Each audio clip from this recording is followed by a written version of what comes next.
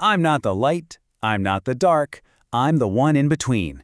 With just those few words, one of the most mysterious figures in all of Star Wars, Bendu, tells us everything we need to know about him. But you have to wonder, in a galaxy literally torn apart by war, what does it actually cost to stand in the middle? Let's get into it. So right off the bat, he introduces himself by completely rejecting the Jedi and their whole philosophy. That's one entire side of a galaxy-defining conflict just dismissed.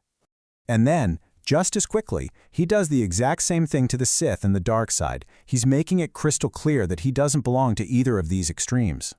And with that, he places himself in a space that, let's be honest, almost no one in the Star Wars universe ever dares to occupy, the center. Okay, so why does that feel so weird to us? Well, Bendu's whole position, his very existence, challenges the foundation of the galaxy's biggest struggle.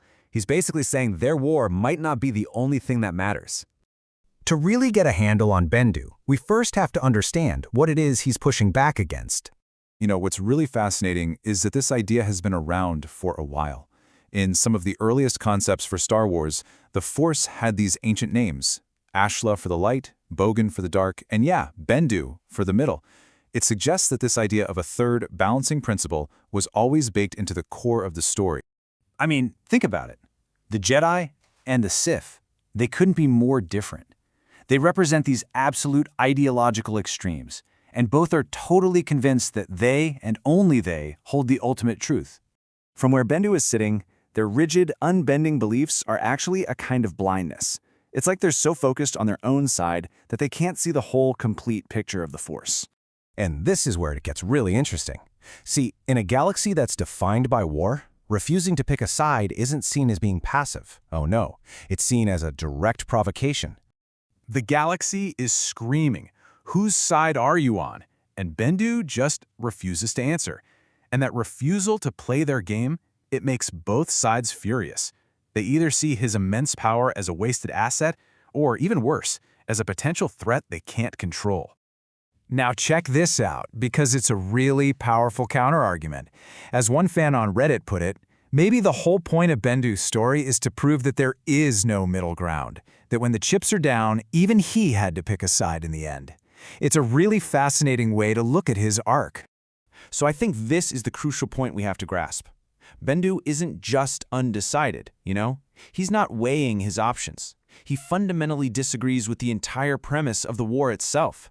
He's rejecting the game, not just refusing to pick a team. But, and this is a really big but, taking a philosophical stand like that, it comes at a very real and very high cost. Because by choosing not to act, Bendu lets suffering continue. And that brings up this huge, profound ethical question about power and duty, doesn't it? Because when he is finally pushed too far, Bendu shows everyone the terrifying, awesome nature of what true amoral balance actually looks like. When he finally does act, it's not for a cause, it's not for a side, it's just a reaction, an eruption of pure, unfiltered power. And that power, it doesn't care about our human ideas of what's fair or what's right. But on the other hand, it's not malicious or cruel like the Sith are either. His power is simply an overwhelming, amoral force of nature. It's like an earthquake or a hurricane. And man, does this show just how frightening true, detached balance can actually be. So, in the end, Bendu doesn't really give us a neat and tidy answer. Instead, he just leaves us with a massive challenge. He really is such a unique character. He completely shatters that black and white binary view of the Force. He shows us that balance without any empathy can be incredibly cold, and that even the greatest wisdom has its limits if you don't actually do anything with it.